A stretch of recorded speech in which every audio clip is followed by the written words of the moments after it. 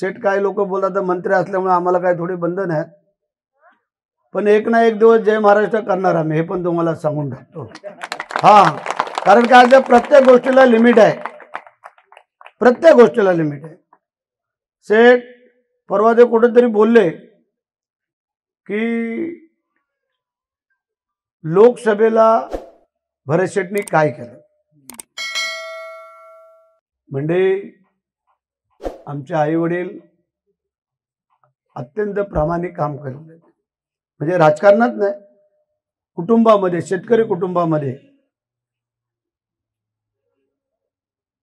त्यांचा मुलगा आहे मी. रायगडच्या पुण्यभूमीतला मी मावळा आहे. बाळासाहेबांच्या मुशीत तयार झालेला एक शिवसैनिक आहे आणि दिघे साहेब, एकनाथ शिंदे साहेबांचा खंदा समर्थक म्हणून आम्ही काम करतोय. मी एकच सांगतो, जर आपण देवाला मानतो, मी आज ओपन चॅलेंज करतोय. तुमच्याकडे इथं दहावीर महाराज आहे, माझ्याकडे वीरेश्वर महाराज आहे, दोन्ही एकच देव आहे. ह्या दोन्ही देवाच्या माथ्यावरचं पिंडीवरचं फूल उचलायचं. जर भरत शेठनी काही जर चुकीचं काम केलं असेल, त्याचं प्रायश्चित भरत शेठ भोगल लोकसभेला. आणि जर आमदारकीला जर काय कोणी चुकीचं काम केलं असेल आमच्या याच्याबद्दल, तिघांच्या बद्दल, तर त्यांनी उचलायचं, ते भोगतील. माझा ज्या संपूर्ण माझ्या माता भगिनीच्या समोर आज आव्हान करतो, म्हणजे आम्ही चुकीचं बोलणार नाही, आणि चुकलो तर 4 पावलं मागं सरकू, नमस्कार करू. पण जोपर्यंत चुकत नाही तोपर्यंत भरत शेठ कधी झुकत नाही, हा आमचा बाण आहे, लक्षात ठेवा. आम्ही काम केलंय. काय हैसियत होती तुमची? अख्ख्या महाराष्ट्रामधनं 1 सीट फक्त आम्ही तुमची निवडून दिली. सगळ्या महाराष्ट्रामध्ये सुकडा साफ झाला होता. इथं फक्त आमच्या महेंद्र शेठनी, रवी शेठनी, मी, योगेशनी थोडीशी वाकडी मान केली असती ना, त्यांचा टांगा पलटी आणि घोडे फरार झाले असते, लक्षात ठेवा. पण हरकत नाही आहे. माणसाने असं म्हटलेलं आहे, जनाची नाही मनाची काहीतरी थोडीफार. अरे आपण जर एखाद्याने आपल्याला कुठल्याही कामामध्ये एखाद्याला जर मदत केली, ते आपण आयुष्यभर विसरत नाही, त्याची जाणीव ठेवतो. वा रे वा, आम्हाला आव्हान करताय. स्वीकारलं आव्हान, आम्ही स्वीकारलं. त्या बिचाऱ्यांनी दर भटकले लोकसभेच्या वेळेला. किती हजारचा लीड दिला तुझा? लोकसभेला 29,000चा लीड. आमच्या आमदारकीला थोडा कमी झाला त्यांचा, पण लोकसभेला तुम्हाला एवढा दिला. आम्ही जास्त नाही दिला लीड, आम्ही पण लीड दिला, पण मतदारांची टक्केवारी बघा, ही मतं कोणाची होती. आणि तुम्ही सांगताय लोकसभेला ह्यांनी काय केलं. वा रे वा. दहावीर महाराज जर नाही कोपला ह्या संध्याकाळच्या वेळेला, तर मला विचारून घ्या.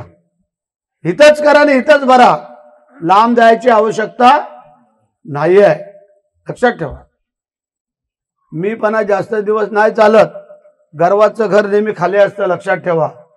असेल तुमच्याकडे धन संपदा पैसे सगळं करून काय केलेलं ते माहिती आहे लोकांना. आम्ही मनाची श्रीमंती आहे. एकही माणूस भरत शेठच्या घरी असो किंवा महेंद्र शेठच्या घरी असो, कधी खाली हाताने परत नाही जात. भले त्याला 10,000 रुपये पाहिजेत, आम्ही 2,000 पण देऊन पाठवतो. बिचारा अपेक्षेने आशेने आलेला असतो, मग तो आदिवासी असो किंवा कुठल्याही जाती धर्मातला असो, कोणाकडे येतो. काय आम्ही काय आणलंय? कोण जन्माला येताना घेऊन येतो आणि परत जाताना काय घेऊन जातोय? देणारा तिथं दहावीर महाराज बसलेला आहे आणि नेणाराही तिथंच बसलेला आहे. त्यामुळे काही काळजी करू नका. जोपर्यंत आम्हाला आमची नियत आणि नीतिमत्ता चांगली आहे, तोपर्यंत हे आम्हाला कोण हरवू शकत नाही आहेत. तर ते जो काही तुम्हाला सांगितलंच, फक्त आमच्या पाठीमागे तुम्ही ठाम उभे राहा. ज्याने ज्याने आतापर्यंत पक्षप्रवेश केलेला त्यांना विचारा. आम्ही पक्षप्रवेश घेतला, वापरले आणि फेकून दिले, हे आमच्याकडे नीतिमत्ता नाही आहे. महाबळेंसारखा माणूस कोलाड नाक्यावरती तिथं असणार आमचं शहर 40 वर्ष होते ना. म्हणजे विचार करा, ही का म्हणजे आमच्याकडं येता येतो? आम्ही काय गुळखोबरं देत नाही आहे, आम्ही माणुसकी देतो. त्यांच्यावर कुठलाही प्रसंग आला त्यावेळेला नाही उभं राहू, त्यावेळेला सांगायचं आहे.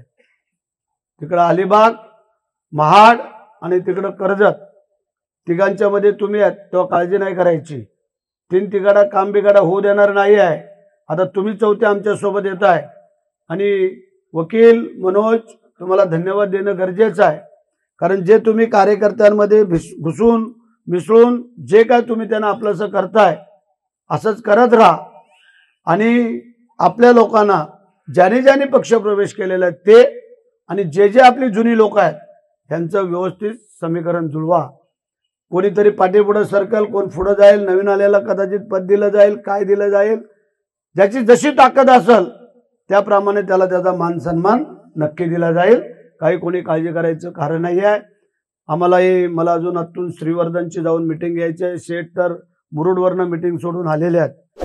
रोहेकरांवरती असणारं प्रेम आणि त्या खातर खरं म्हणजे मला येणंच शक्य नव्हतं. परंतु कार्यकर्ते जो मेहनत घेतोय, जो धावपळ करतोय आणि मंत्री हा दर्जा थोडासा वेगळा आहे, त्याच्यामुळे मला वाटतं ही 8-10 दिवसात का कितींना तिसरी फेरी असेल मला वाटतं. हा 3 फेऱ्या झाल्या माझ्या, अजून पुढे होतील, त्याची कोणी काळजी करू नका. कोण काही कंपनीवाल्यांकडनं फोन करतोय, कोण अधिकाऱ्यांकडनं फोन करतोय, पोलीस, तहसीलदार सगळ्यांना महेंद्र शेठ सांगून टाकलेलं आहे, दुजाभाव चालणार नाही. आमचे कार्यकर्ते चुकले, आम्हाला सांगा, हरकत नाही आहे. पण मी मगाही सांगितलं, चुकणार नसतील, त्यांना त्रास जर झाला मग तो कोणी अधिकारी असो, मग त्याची बाकी गैर केली जाणार नाही, हा मला शब्द आहे. आमचे कार्यकर्ते कधी चुकीचं करणार नाही आहेत. हे मी तुम्हाला पोलीस असतील, तहसीलदार असतील, प्रांत असतील, कलेक्टर असतील, कमिशनर असतील, कोणी असतील, पण तुम्ही होऊन आम्हाला त्रास देण्याचा प्रयत्न केला, आम्ही शिवसैनिक आहोत. बाळासाहेबांनी काय सांगितलंय, आपण होऊन कोणाला पाय लावायचा नाही. चुकून पाय लागला तर त्याला नमस्कार करायचा, पण जाणून बुजून कोण जर पाय लावायचा प्रयत्न केला, तो जर अंगावर आला त्याला शिंगावर पण घ्यायचं. ही शिवसेनेची ताकद आहे, लक्षात ठेवा. कारण आपली पद्धत आहे ना.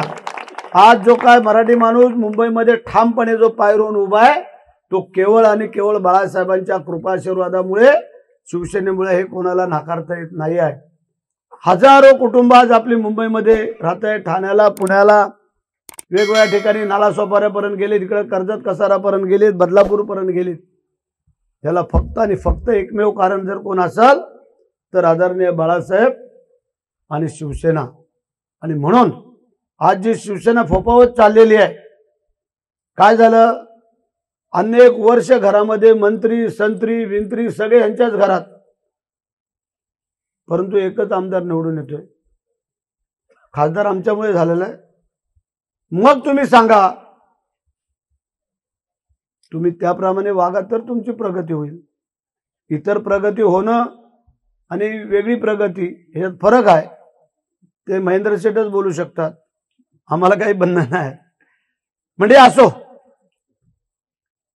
2 तारखेला नगरपालिकेच्या निवडणुका आहेत, 3 तारखेला रिझल्ट आहे.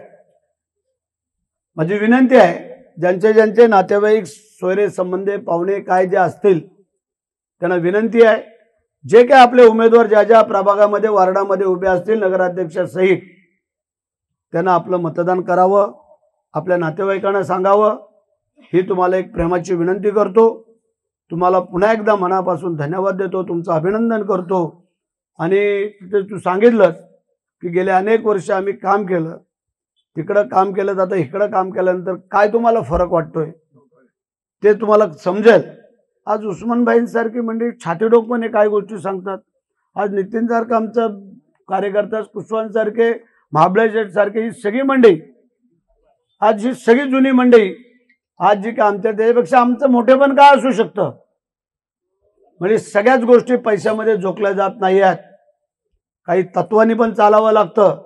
आणि म्हणून तुम्हाला आज सांगतो की आज रोहा बदलतोय, त्या रोहा बरोबरच आजूबाजूची गावही बदलत आहेत. आणि निश्चितच एक ना एक दिवस अखंड रोहा तालुका बदलल्याशिवाय राहणार नाही, हा मी तुम्हाला आत्मविश्वास देतो आणि तुम्हाला पुन्हा एकदा धन्यवाद देऊन माझ्या 2 शब्दाला पुनराम देतो। जय हिंद, जय महाराष्ट्र।